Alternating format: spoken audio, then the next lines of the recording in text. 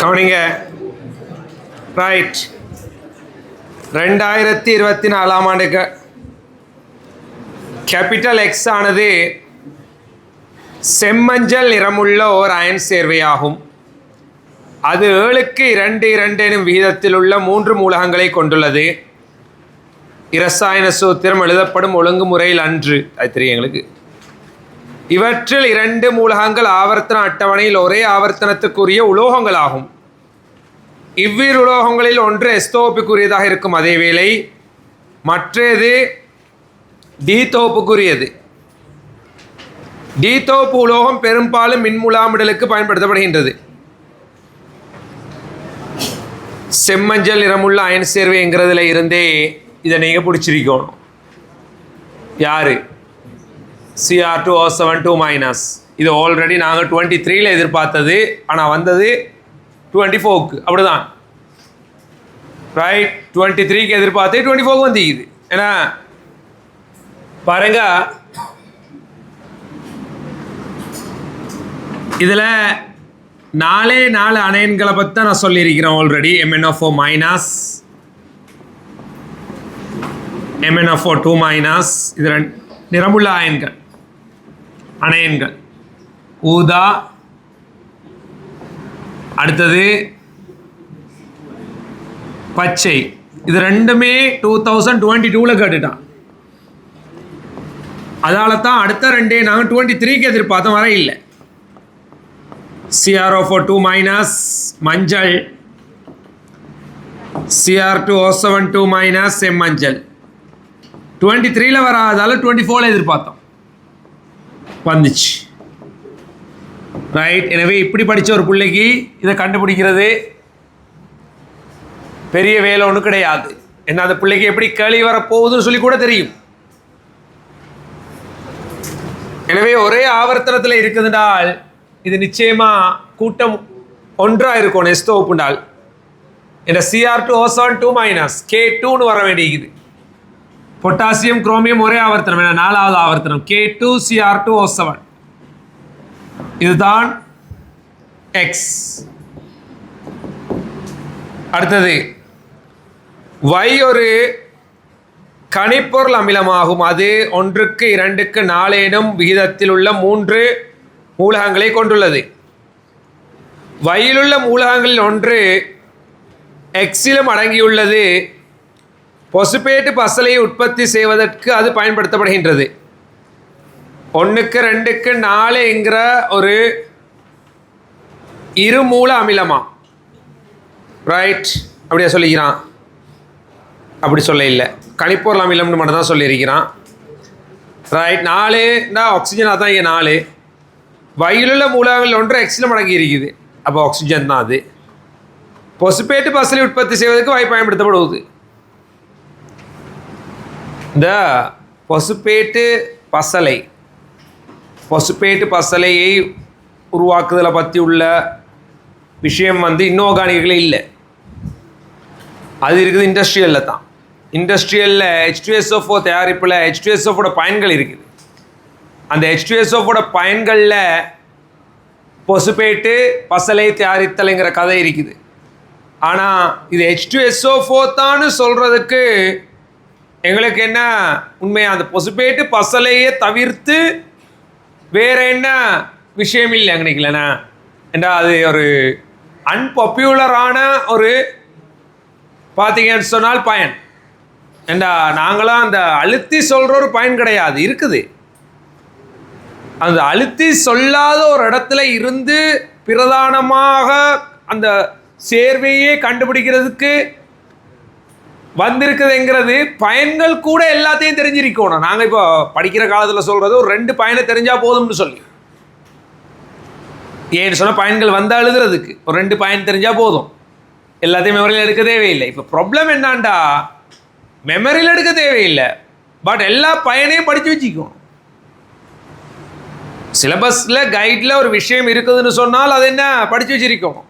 அதாவது அந்த ஒரு தொடர்ச்சியாக 2வது வருடமாக இண்டஸ்ட்ரியல் இன்ஆர்கானிக் அந்த இணைக்கப்படுற ஒரு பாலம் ஒன்று நினைக்கல உருவாக்கப்பட்டிருக்குது. அப்படின்றால் அர்த்தம் 25ல நிச்சயமாக இண்டஸ்ட்ரியல் இன்ஆர்கானிக்கில் இருக்கும். விளங்குதா? எனவே இண்டஸ்ட்ரியல் படித்ததுக்கு பிறகு நாங்கள் இன்ஆர்கானிக் இண்டஸ்ட்ரியில் இணைச்ச மாதிரி என்ன ஒரு ஸ்ட்ரக்சர் செய்யணும். இப்போ தான் தொடங்கியிருக்குது. சரியா? நீங்கள் அதை புரியணும். இப்போ உள்ள 2023 வரை பெருசாக இல்லை. 2024 வந்திருக்குதுன்னு சொன்னால் ஏற்கனவே வந்துக்கிட்டு இருந்தது. 2017-18 காலப்பகுதியில் வந்தது இண்டஸ்ட்ரியல். அதுக்கு ஒரு நியூ சிலபஸ் மாற்றத்தோட இண்டஸ்ட்ரியல் ஸ்ட்ரக்சரில் கேட்குறத விட்டுட்டான். ஸோ திரும்ப கேட்குறான். கேள்வி பஞ்சம் தானே, திரும்ப கேட்குறான். ரைட், சரி.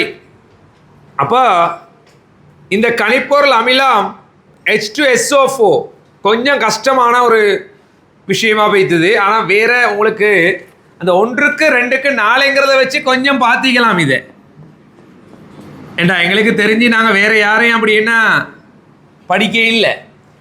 ரைட், ஸோ Z ஆனது காரமான மனமுள்ள ஒரு மூவணு வாயுவாகும். அது V வடிவம் உள்ளது. அது Yயின் உற்பத்தியில் பயன்படுத்தப்படுவது. ஸோ இதை வச்சு கூட கண்டுபிடிச்சிக்கலாம். இவர் யார்? இண்டஸ்ட்ரியல் படித்த ஒரு ஆள். காரணம் எங்களுக்கு இதில் வந்து H2SO4 தயாரிப்பு அமிலத்தில் இருக்கிறது. H2SO4 தயாரிப்பு HNO3 தயாரிப்பு தான் சிலபஸில் அமிலத்தில் இருக்குது எங்கட. அப்போது அதை பற்றி கேட்குறான் கேள்வியில் வேறையா. இசடை பயன்படுத்தி வை உற்பத்தி செய்யும். அப்போ HNO3 இல்லைண்டா யார்? H2SO4 தான். விளங்குதா? எப்படியோ கண்டுபிடிக்கிறது பெரிய விஷயம் ஒன்று கிடையாது. இண்டஸ்ட்ரியல் படிச்சுருந்தால் இன்னும் கொஞ்சம் என்ன ஈஸியாக இருக்கும் இதை கண்டுபிடிக்கிறது. சரியா? எனவே இதில் உற்பத்தியில் பயன்படுத்துகிறது SO2. அப்படின்னா இசடை கண்டுபிடிக்கிறதுக்கும் எங்களுக்கு என்ன தேவை? இண்டஸ்ட்ரியல் நாலேஜ் கொஞ்சம் என்ன தேவை அங்கேயும். விளங்குதா? இண்டஸ்ட்ரியல் நாலேஜ் தேவை. ஸோ நான் வந்து கொஞ்சம் இது நாங்கள் கோவையில் ஊக்கியலில் படித்தோம். இது கதை இந்த தாக்கத்தை ஊக்கிட பயன்கள் என்ன, இதுக்கு என்ன முறைன்னு சொல்கிறது? இதை தயாரிக்கிற முறைக்கு, இதை தயாரிக்கிற முறைக்கு என்ன முறைன்னு சொல்கிறது? தொடுகை முறைன்னு சொல்கிறது. தொடுகை முறை. இதுக்கு பயன்படுத்தப்படுற ஊக்கி என்ன? கோவை ஊக்கி என்ன? V2O5 ஊக்கி. வீட்டுக்குள்ளே தான் தொடணும்னு ஒரு நிமோனிக் சொல்லிப்பேன் இல்லையா? விளங்குதா? கோவை ஊக்கியல்ல. ரைட், வீட்டுக்குள்ளே தான் தொடணும். விளங்குதா? அதான் நிமோனிக் தொடுகை முறை. ரைட், அப்போ அது திரும்ப இண்டஸ்ட்ரியல் எல்லாமே வரும், அந்த ஊக்கியல் சம்மந்தப்பட்டது எல்லாமே. சரி பாருங்க. அப்போ Z வந்து SO2. Z ஆனது காரமான மனமுள்ள ஒரு மூவணு வாயுவாகும். அது சரி. அது V வடிவம் உள்ளது. அது Yயின் உற்பத்தியில் பயன்படுத்தப்படுவது. Xல் உள்ள இரு உலோகங்களின் ஒட்சியேற்ற எண்களையும் இலத்திரனியல் எழுதுக. K2Cr2O7ல பொட்டாசியம் குரோமியம் +1 +6. பொட்டாசியத்தில் ஒட்சியேற்ற எண் 1s2 2s2 2p6 3s2 3p6 4s1. குரோமியத்தில் 1s2 2s2 2p6 3s2 3p6 4s1 3d5. இங்கே ஒரு மயக்கம் ஒன்று இருக்குது. பொட்டாசியத்தை கட்டிக்கிறானா, பொட்டாசியம் ப்ளஸ்ஸை கட்டிருக்கிறானா, குரோமியத்தை கட்டிருக்கிறானா, குரோமியம் +6 கட்டிருக்கிறானான்னு சொல்லி. எனவே 2 ஆன்சரையும் கொடுத்துருந்தான். விளங்குதா? பொட்டாசியம் +ஓ குரோமியம் +6ஓ ரெண்டுமே வரப்போகிறது வந்து ஆகண்ட இலத்திரனியல். எனவே 3p6 வரை எழுதியிருந்தாலும் என்ன 2 இடத்துலையும் இப்படி நீங்கள் எழுதியிருந்தாலும் உங்களுக்கு முழுமையான புள்ளிகள் என்ன கொடுத்துருந்தாங்க. 24ல் முழுமையான புள்ளிகள் கொடுத்துருந்தாங்க. ரைட், இசடை பயன்படுத்தி Yயை உற்பத்தி செய்யப்படும் செயல்முறையை பேரிடுக. ஏற்கனவே சொல்லிட்டேன், தொடுகை முறை. O2உடன் Z தாக்கம் புரிந்து உண்டாக்கப்படும் வாயுவானது Yயின் ஒரு செறிந்த கரைசலில் கரைக்கப்படும் பொழுது சேர்வை P உண்டாகும். சேர்வை P ஆனது நீருடன் தாக்கம் புரியும் பொழுது Y மறுபடியும் பெறப்படுகின்றது. சேர்வை P நிரசாயன சூத்திரத்தை எழுதுக. ரைட், இது இண்டஸ்ட்ரியல். இந்த கேள்வி வந்ததுக்கு பிறகு நான் பார்த்தேன் சில டீச்சர்ஸ் இன்ஆர்கானிக்களை இண்டஸ்ட்ரியில் கொடுத்துருந்தாங்க இந்த பகுதியை. சில பேர் வந்து என்ன செய்கிறதுனா நோட்ஸை மாற்றுறது அதுக்கேற்ற மாதிரி, கேள்வி செய்கிறதுக்கு ஏற்ற மாதிரி. நான் மாற்ற இல்லை. ரைட், காரணம் அது இண்டஸ்ட்ரியல். அது இண்டஸ்ட்ரியல்லையே இன்ஆர்கானிக்லேயே என்ன இணைவு அது எங்களுக்கு தெரியணும். என்ன அவள் புள்ள நினச்சிக்கிட்டே அதுவும் இன்ஆர்கானிக்னு. அது இன்ஆர்கானிக் கிடையாது, இண்டஸ்ட்ரியல். அப்படின்றால் அடுத்த வருஷம் இன்னொரு களி வார நேரம் அந்த களிக்குள்ளே சேர்ப்பாங்களா ஐக்கியம் இன்ஆர்கானிக்கில் கொண்டு வந்து, விளங்குதா? ஆனால் படிக்கலாம் தேவைண்டா, சரியா? ஒருத்தர் என்ன இந்த ட்ரிக்ஸ், சில பேர் இண்டஸ்ட்ரியலில் தாக்கத்தை என்ன இன்ஆர்கானிக்கில் கொண்டு படிப்பிப்பாங்க, ரைட்? எப்படியோ இந்த இடத்துல நான் சொல்லியே ஆகணும், வேறு வழி இல்லை எனக்கு. இந்த இடத்துல சொல்லியே ஆகணும். படிக்காத ஆக்களும் இருக்கிறீங்க, 25 பேட்ச் படிக்காத ஆக்கள் இருக்கிறீங்க. 24 பேட்ச்னா ஆல்ரெடி என்ன படித்து மறந்த ஆக்கள் நீங்கள், ரைட்? ஒரு 2 பேருக்க சேர்த்து சொல்கிறேன். முதலாவது ஸ்டெப், இந்த H2SO4 தயாரிப்புள்ள sulphur, SO2, SO3, H2H2O7, H2SO4. இந்த கதைக்கு வரேன். இது என்ன இவ்வளோ ஸ்டெப் நடக்குது தயாரிப்பு, விளங்குதா? இந்த தயாரிப்பில் முதலாவது சல்ஃபர் ப்ளஸ் O2 தாக்கத்தை மட்டும் தான் இங்கே எழுத போகிறோம், வேறொன்றும் இல்லை. SO2 கொண்டு வந்து இது தான் இண்டஸ்ட்ரியலுக்கு தேவையான தாக்கம். காரணம் இந்த தாக்கம் தான் நிகழ்த்துறது கஷ்டம். 2 SO2 ப்ளஸ் O2, 2 SO3. இதுக்கு 850 பாய்ச்சி வெப்பநிலை தேவை, V2O5 ஊக்கி தேவை, இந்த மாதிரியான நிபந்தனைகள் எல்லாம் புறவு படிப்போம், ரைட்?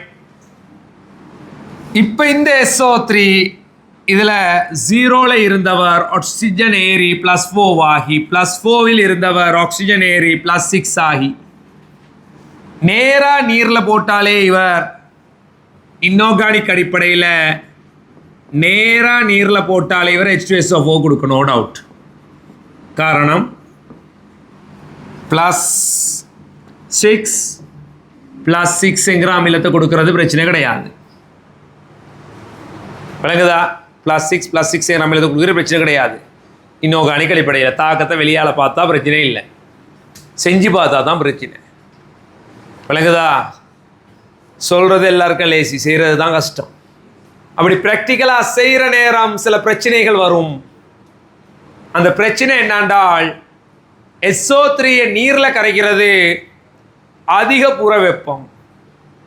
எனவே வார H2SO4 எல்லாம் புகையாக காணப்படும். அந்த புகை சூழலுக்கு விடுவிக்கப்படும்னு சொன்னால் சூழலில் மிகப்பெரிய பாதிப்பு ஏற்படும். ஒன்று H2SO4 தயாரிப்பில் எங்களுக்கும் கிடைக்காது, ரெண்டாவது சூழலுக்கும் மிகப்பெரிய என்ன பாதிப்பு ஏற்படுவது. எனவே நாங்கள் இந்த இடத்துல வேறு டெக்னிக் ஒன்று செய்கிறோம். அது என்னன்னு சொன்னால் ஆல்ரெடி இருக்கக்கூடிய SO3 H2SO4 தாக்கம் அடைஞ்சி H2H2O7 ஒரு ஆள் வரும். இவருக்கு பேர் வந்து ஒலியம். இந்த H2H2O7 நீரில் கரைக்கிற நேரம் 2 H2SO4 விளைவாக என்ன மாற்றமடையும், 2 H2SO4 விளைவாக மாற்றமடையும், ரைட்? எனவே இதில் பேர் அவன் இரசாயன சூத்திரம் தான் காட்டிக்குது. இவ்வளோ வந்து ஆன்சர். இது ஒரு பெரிய கடினமான தாக்கமெல்லாம் அங்கே இல்லை. இதில் H2H2O7 இந்த ஒளியத்தை பற்றி என்ன கேள்வி கேட்டிருக்கிறாங்க. இது பியூராக இண்டஸ்ட்ரியல், இது இன்ஆர்கானிக் என்ன கிடையாது, ரைட்? XYZ ஆகியன ஒன்றாக பங்கு பற்றும் தாக்கத்திற்கான சமப்படுத்தி இரசாயன சமன்பாட்டை எழுதுக. இப்போ இவங்கெல்லாம் பங்கு பற்றக்கூடிய சமன்பாட்டை எழுத சொல்கிறாங்க. K2Cr2O7 நல்லா புரியணும். வளமையாக அயன் சமன்பாடுன்னு தந்தான், இங்கே சமன்பாடுன்னு தந்தான். எனவே அவன் எதிர்பார்க்குறான் நீங்கள் முழுமையாக எழுதுறது. அயன் சமன்பாடுங்கிற வசனம் பயன்படுத்த இல்லை. ஸோ யாராவது அயன் சமன்பாடு எழுதியிருந்தால் அவங்களுக்கு ஒரு 2 புள்ளிகளை மொத்த புள்ளிகள்லேருந்து குறைக்க சொல்லியிருந்தேன், அவ்வளோதான். விளங்குதா? 2 புள்ளிங்கிறது 0.1, சரியா? அது இஷ்யூ இல்லை. ஆனாலும் நீங்கள் அந்த வித்தியாசம் தெரிஞ்சுக்கொள்ளணும். ஏன்னா 100க்கு 100 எடுக்க ஆசைப்படுற பிள்ளைகள் இருப்பீங்க இதுக்குள்ள, விளங்குதா? ரைட்? எனவே நீங்கள் வந்து அந்த இன்ஸ்ட்ரக்ஷன்ஸை பின்பற்றும், ரைட்? அந்த வித்தியாசத்தை தெரிஞ்சிருக்கணும். 23ல் அந்த அயன் சமன்பாடுன்னு கேட்குற நேரம் நீங்கள் SO2 Cr2O2 மைனஸ் H ப்ளஸ்னு போட்டால் போதுமானது. அதுக்கு புள்ளி இல்லாமல் கையில் அவர் 2 புள்ளியில் குறைச்சான். இது முழுமையான சமன்பாடு. அவன் இதில் தெளிவாக சொல்கிறான், சமப்படுத்தி ரசாயன சமன்பாட்டை தருகன்னு சொல்லி. நீங்கள் இதுக்கு முன்னுக்கெல்லாம் பார்த்தீங்கன்னு சொன்னால் அதில் இருக்கும், விளங்குதா? இந்த 2022ஆம் ஆண்டு களியில் பாருங்கள், மூணாவது பேஜில் 3ஆவதுல என்ன கடிக்கிறான்? பின்வரும் கரைசல்களை ஏஐ சேர்க்கும் பொழுது நடைபெறும் MnO மைனஸை சேர்க்கும் பொழுது நடைபெறும் தாக்கங்களுக்கு சமன்படுத்திய அயன் சமன்பாடுகளை தருக. அயன் சமன்பாடு, இந்த கேள்வியில் உள்ள வித்தியாசத்தை புரிஞ்சு கொள்ளணும். இது ஸ்கீம்ல பார்ப்பான், விளங்குதா? அயன் சமன்பாடுன்னு கேட்டா பயம் இல்லாம நீங்க வேண்டியது எழுதலாம். சமன்பாடுன்னு கேட்டா நீங்க முழுசா எழுதுறது தான் புத்திசாலித்தனம், விளங்குதா? ஸோ உங்களுக்கு முழுசால நேரம் இல்லாட்டி இது எழுதி விடுங்க. அயன் சமன்பாடை உங்களுக்கு கொஞ்சம் புள்ளிகளை குறைச்சி போட்டேன்னா தருவான், ரைட்? அவ்வளோதான். சரி, இப்போ பாருங்க, K2Cr2O H2SO வேலை என்னண்டா? பொட்டாசியத்துக்கு சோடி கொடுக்கறது, K2SO4. தாழ்த்தப்படுற Cr3 ப்ளஸுக்கு Cr2SO4 த்ரைஸாக சோடி கொடுக்கறது. அதே போல் என்ன இதில் தான் ஒட்சியேற்றம் அடையும், தேவைப்பட்டால் பார்த்துக்கொள்வோம். அது SO4 மைனஸாக SO2 ஒட்சியேற்றம் அடையும். அது H2SO அங்காலையாங்கிறது பிறகு தான் தீர்மானிக்கணும், பார்ப்போம். அநேகமாக இங்கால தான் வர்றதுக்கு வாய்ப்பு இது. +6 +4 +3 +6 தான். எனவே +6 +3 3 2 6 +4 2 +6 2 மூன்றுக்கு 2 K2SO4 Cr2SO4 த்ரைஸ் இருக்குல்ல. அயன் சமன்பாட்டில் இருக்கக்கூடிய லேசி, இதில் இருக்கக்கூடிய கஷ்டம் அதுதான். அயன் சமன்பாட்டில் Cr2O2 மைனஸ் H ப்ளஸ் போட்டு பார்த்துக்கொள்வோம். SO2 H plus Cr3 plus SO4 2 minus, right? இப்போ +6 திரு உதவி எடுத்துக்கொள்வோம். +3 3 6 +4 +6 2 மூன்றுக்கு 1 இதெல்லாம் ஓகே. 3க்கு 1 2 Cr3 plus 3 SO4 2 minus 0 2 H plus H2SO4 ஒன்று தான் வரப்போகுது. அப்படின்றால் H2SO4 ஒன்று வந்தால் இப்போ 13 + 17 16 + 1. அப்போ ஆல்ரெடி சமப்படுத்தப்பட்டு தான் இந்திக்குது, நான் அழிச்சு சொன்னேன். ஏன்னா அப்போ இதுதான் என்ன சமப்படுத்தல்.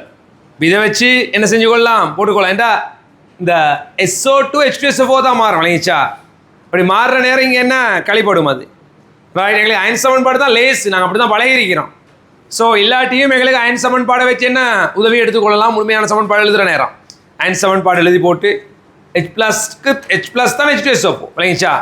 H2SO4 மற்றதெல்லாம் மாற இல்லை, ரைட்? இது ஆல்ரெடி சமப்படுத்தப்பட்டு தான் இருக்குது.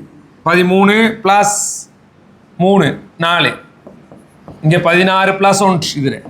ஸோ 17 என்ன இப்படி தான் வரப்போகுது. சரி, அப்போ இங்கே முழுமையாக சமப்படுத்திய ரசாயன சமன்பாடு என்ன கேட்டிருந்தாங்க.